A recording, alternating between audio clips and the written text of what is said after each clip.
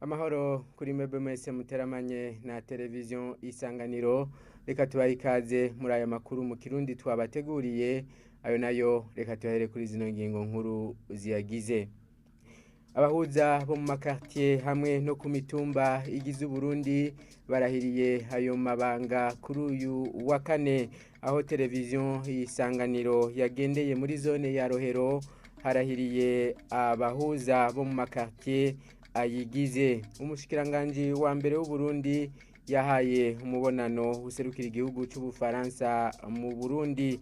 Uyo muserukizi yaraje kumukeza muri ayo mabanga no kumenyesha ibikorwa vy'ubwo buserukizi. Mukanya nido ryano makuru.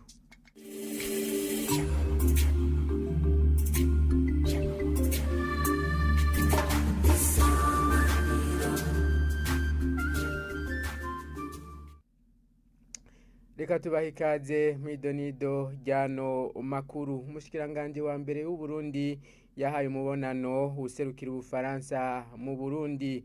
Uwo muserukizi yaramuzaniye ubutumwa bwo kumukeza muri ayo mabanga hamwe no kumumenyesha ibikorwa vy'ubwo buserukizi. Moise Nkurunziza avugira ubushikiranganji bwa mbere amenyesha ko kabaye akaryo ko gusaba igihugu c'Ubufaransa kubandanya kivugira Burundi mu bihugu bigize umuryango w'ubumwe bwa Buraya. Tumukurikire. Yari yaje ubwa mbere kugira ngo akeze nyakubahwa umushikiranganji wa mbere mu banga mashasha aherutse gushingwa.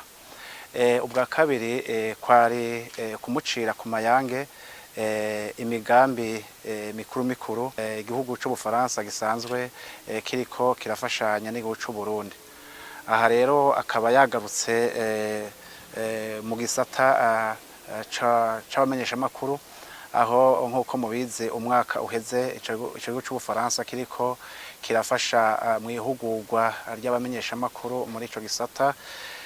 Yanavuze kandi ni mu gisata c'intwaro ibereye, aho Ubufaransa buriko burafasha amashure asanzwe ariko arigisha abasanzwe bari mu mirimo y'akazi, akaba ari amashure ENA na ESG, kugira ngo abo basanzwe bariko barangura imirimo ya leta baheze berekwe neza ingene botunganya akazi bajejwe. Yanavuganye kandi mu gisata c'indero, aho mu mugambi bita twige neza, umugambi ico gihugu c'Ubufaransa kiriko kirafasha Uburundi cane cane haba mu kubaka amashure, haba mbere no gufasha gukarihiriza ubwenge abarezi nyene ubwabo.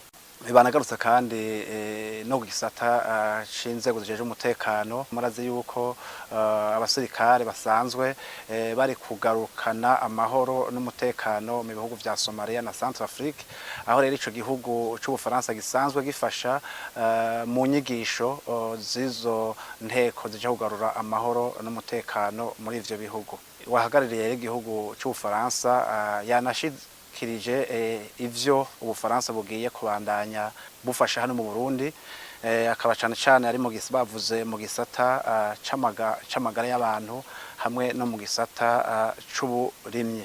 Nyakubahwa umushikiranganji wa mbere wa leta y'u Burundi yashimye ubwo butumwa bwo kumukeza, yongera arakenguruka inagurwa ry'imigenderanire riko riraba hagati y'igihugu c'u Burundi n'Ubufaransa, aho mbere yanagarutse cane ashima uruhara igihugu c'Ubufaransa cagize kugira ngo vya bihano vy'agahotoro twari twafatiwe n'ibihugu vya Buraya bikunde bihave. Mbere akabandanya anagisaba ko n'ubu cobandanya kugira ngo ikugwa ry'iryo bihano rigaragare ku rubuga, kugira ngo ya migenderanire bwa bucuti bwamye buranga igihugu bwamye buri hagati y'igihugu c'u Burundi n'ibihugu vya Buraya bisubire bigende nk'uko vyari mbere. Amakuru tubateguriye tuyabandaniriza mu gisata c'ubutungane. Abahuza bo mu makartier no ku mitumba barahiriye amabanga yabo kuri uyu wa kane mu gihugu cyose. Televiziyo Isanganiro yashitse muri zone ya Rohero, aharahiriye abahuza bo mu makartier 8 ayigize. Mu ndahiro yabo biyemereje gutunganiriza ababituye ataco basavye. Ni nkuru tubaza Aubin Niyonkuru. jewe Colonel Ningazi David ndarahiye ko zo kwitanga bafashe idarapo ry'igihugu hamwe n'iry'ubumwe bw'abarundi biyemeje guharanira ukuri n'ubutungane no gutunganiriza ababitura ataco basavye. Guharanira ukuri n'ubutungane kuri bose biyemeje gutunganiriza abazonyitura bose ataco nsavye kandi ntaravye kunzi kugumya ibanga no mu gihe nzoba ntakiri muri ayo mabanga. Umukuru w'igisagara ca Bujumbura Jeremy Hatungimana yabasavye gukora birinda kugira ico basavye mu gutunganiriza abazobitura, kuko nimwe abatunganiriza ari uko babahaye twe tuzobimenya. Umuntu azoguha isha guhaye hanyuma mutunganirize, ejo azoza kumbwira turya umuhaye aragutunganiriza. Rero ndabasabe mutunganirize abene gihugu ataco mubasavye. Ntimurabe ubwoko, ntimurabe idini, ntimurabe igitsina. Kuri zone Rohero harahiriye abahuza 120 bo mu makartie 8 agize iyo zone. Bamwe muri bo nkuko vyari biri ku ntonde zimanitsweho nta jwi na rimwe baronse mu matora aherutse. Muri abo 120 abakenyezi 19. Amabanga bahawe ntagira ikiringo azorangirira ko nkuko biri mu ngingo ya 3 y'itegeko ribashiraho, uretse nk'iyo umuhuza apfuye, atanze imihoho canke n'izindi mvo zitosekaza iteka ry'intahe yo kumugina. Mu gisata cy'amagara y'abantu imbanyi hafi 10% ntiziba zifujwe mu Burundi, biri mu cegeranyo kijanye n'igwirirana ry'abantu ku isi. Ico cegeranyo cerekana kandi ko muri izo mbanyi zitifujwe 60% zikorogwa mu ruganda rwo kuri uyu wa kane. Userukira ishyirahamwe Finiwape rijejwe igwirirana ry'abantu asigura ko ari kibazo gikomeye.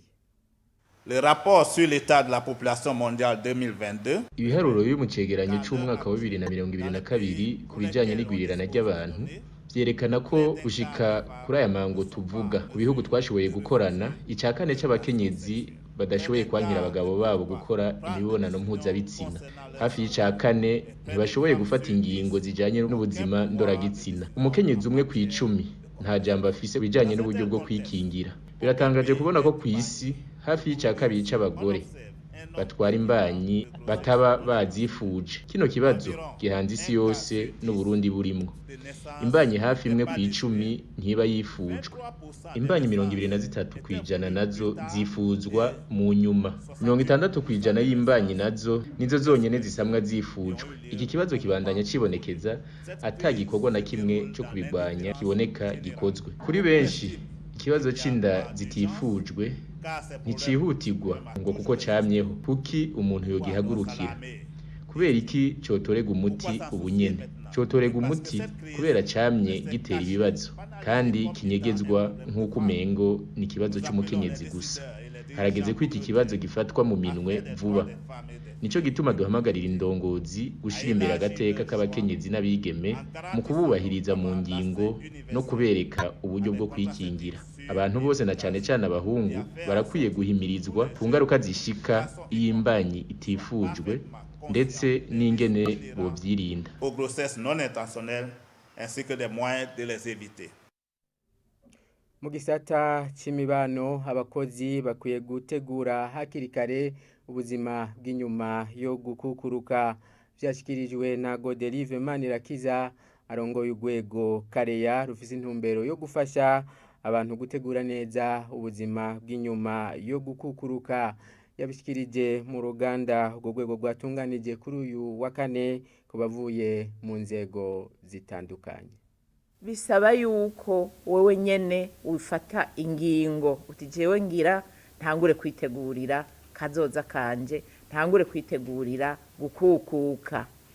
Ugafata ingingo iruhande yarya bakubikira muri INSS canke UNPR, ukavuga uti nanje buri kwezi ubungiye kuza ndabika ayangana gutya, naho coba 1000, naho vyoba 3, naho vyoba 5, inyuma y'imyaka 10 uzosanga ayo mafaranga yaragwiriye, utazi ingene yagiye aragwira. Rero igikomeye no guhindura ingendo, ukumva ko gutegura ingene uzobaho wageze mu zabukuru, utazoza kuvyiyumvira buca ugiye mu zabukuru, utazoja kuvyiyumvira ari uko baguhaye ikete ngo buca ugenda mu zabukuru. Iyo baguhaye ikete utangura kurira, utangura kuganya, mbega ngiye he, muramboneye, ntihari bwagere, ugatangura kwigereranya n'abandi ko naka ataragenda. Muri uko kwegeranya ubwo buryo ucubandanya ugatangura kwiyumvira, mbega nzokora iki, n'umugambi wuhe nzokora ninamara kuja mu zabukuru. Uwutegura hakiri kare kugira ngo ugiye mu zabukuru uce uwukorokeramwo, ntihaboneke wa mwanya wo kuvyuka uryama urya ata kintu uri kurakora, kugira ngo wa mwanya uwukoreshe neza. Ko biraboneka yuko hari abaja mu zabukuru ariko babandanya bafise ico gikorwa bariko barakora. Naho rero tugomba gushikana abantu, naho tugomba gushikana abakiri bato bumve yuko kuja mu zabukuru ari kiringo kizoshika uko bizogenda kose, ntibakangwe n'imyaka ngo aracari muto ngo rero ngo azotangura gutegura akuze. Oya, natangure hakiri kare. Mu kurangiza hano makuru, bamwe mu baserukira ibihugu vya Afrika bahamagarira amakungu kwitaho ibibazo bijanye n'ihindagurika ry'ibihe, inzara hamwe n'iterabwoba. Amakuru dukesha Africa News amenyesha ko mu nama ya bose igira 77 y'ibihugu biri mu ishyirahamwe mpuzamakungu ONU, abo barongoye ibihugu vya Afrika bibukije bimwe mu bitakozwe vyari vyemewe nk'ibijanye no kugabanya ivyuka vyonona igisenge. N'inkuru tubaza Oda Daishimiye. À la tribune de l'ONU, les dirigeants africains ont choisi d'interpeller la communauté internationale sur... Munamira ikirahuza ibihugu bihurikiye mu ishirahamwe mpuzamakungu ONU, abaserukira ibihugu vya Afrika bahisemo gutera akama amakungu ku bibazo bijanye n'ihindagurika ry'ibihe. Bashikiriza ko muri Afrika hibonekeje ibura ry'imvura ku rugero rutari bwaboneke mu kiringo c'imyaka 40 iheze. Abanyagihugu bagera ku miliyoni 3.5 baba muri ivyo bice ngo ubu ntibagira ico bafungura kubera imvura icika ibihe bitatu vy'irima bikurikirana. Kubwo utwara igihugu ca Kenya ngo mu vyihutirwa harimo gufasha Afrika mu vyerekeye ivy'ubutunzi. Hambavu y'ihindagurika ry'ibihe, urongoye igihugu ca Zambia yibukije ingaruka mbi z'amahera atagaciro bitumwe n'intambara iri mu gihugu ca Ukraine.